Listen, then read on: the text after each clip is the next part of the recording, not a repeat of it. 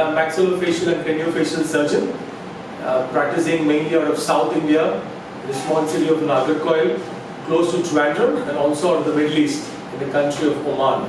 Right, so for today, we have this young doctor with us.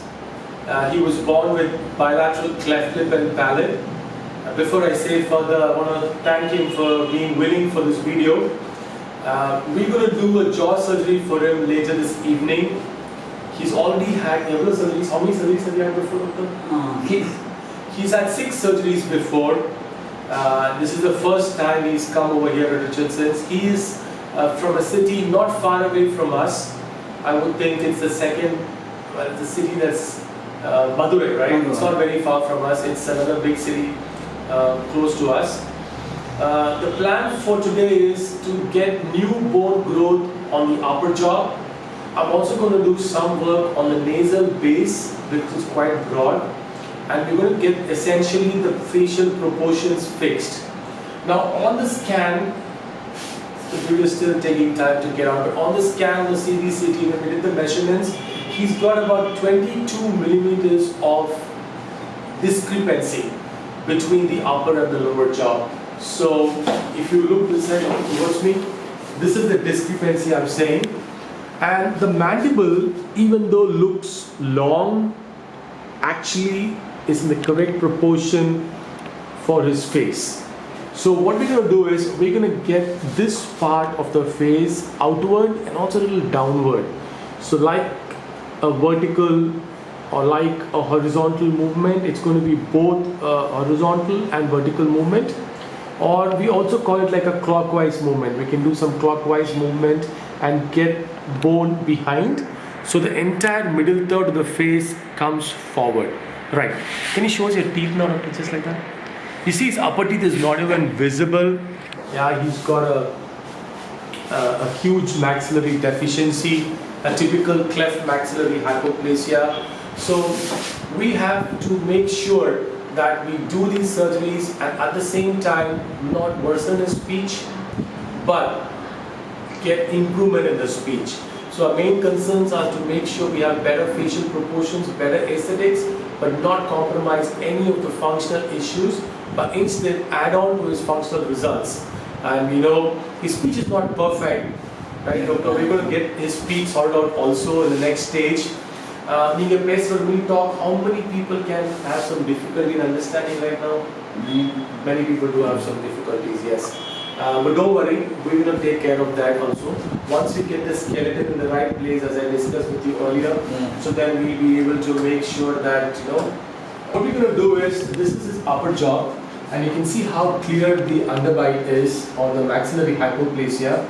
So the osteotomy cut is going to go somewhere like this. We're going to split the upper jaw sagittally into 2 and get the part forward.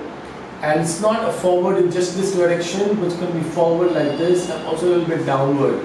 So our end result is we get a little bit increase in the height of the middle face, and we also get a little bit increase in the projection.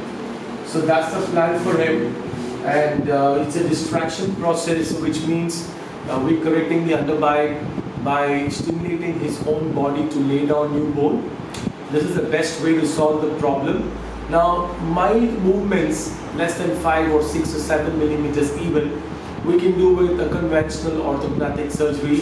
We can do it for cosmetic reasons, and we keep doing every now and then. But for him, yes, obviously it's also for cosmetic improvement. We're also looking at a functional standpoint. So snoring would not be there, speech would improve, and even the breathing is going to be much better, and chewing and everything. So it's a lot of functional surgery. Yes, there's going to be a side-by-side cosmetic or aesthetic benefit as well.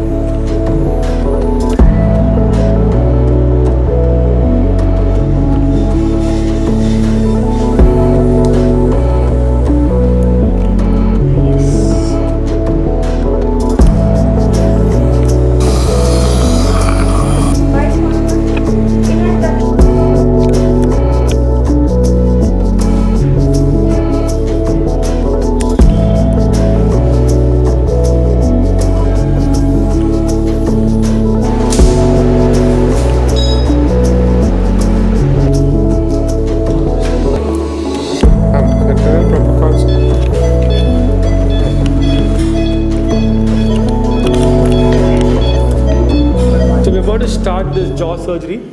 Basically, we're going to get the upper jaw outwards and downwards because we're going to increase the vertical height of the upper jaw and also the horizontal projection. So when you talk about the horizontal projection, that's what we refer to as an underbite, or we say maxillary hypoplasia, which in layman terms means that the upper jaw hasn't grown enough. But in this case, the upper jaw hasn't grown enough also in this dimension, vertical dimension. So we're going to get that done as well.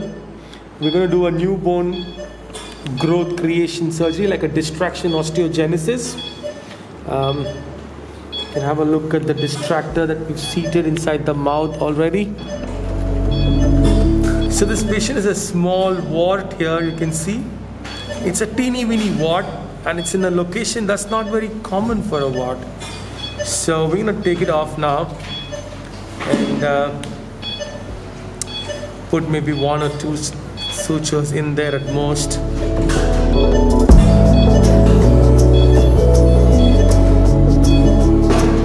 So this happening under general anesthesia. It's not for just this surgery though. So we're doing a jaw surgery for the patient, and the very last minute he requested if we could take care of that smallish wart. So we've done that for him. So I'm making the incision. We generally call this the vestibular incision because it's made in the depth of the vestibule. And I'm going to go straight till the upper jaw. So I initially cut through the muscles here. Dissecting, especially when we're doing the advancement, very piriform rim. Doing a similar thing towards the upper jaw.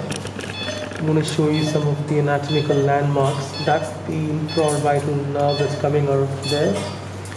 And then you have these 2 roots here. That's the piriform rim into which my instrument is going. I have dissected the mucosa off it to protect it when I'm doing the osteotomy. And this is the anterior nasal spine, the place where the septum joins. And I've just exposed it. I will detach it a little later. And you have the gingival mucoperiosteal flap all around. Similarly, I'm going to put that to the depth there. And that's the infraorbital nerve, the piriform rim, and the place for my osteotomy. So one of the first things that you got to do is to elevate the flap properly, expose the maxilla, and then make sure you see the anatomical landmarks, because then you can plan very precisely, especially when you're doing bony work. And once that's done, the next step is to plan the osteotomy, make it.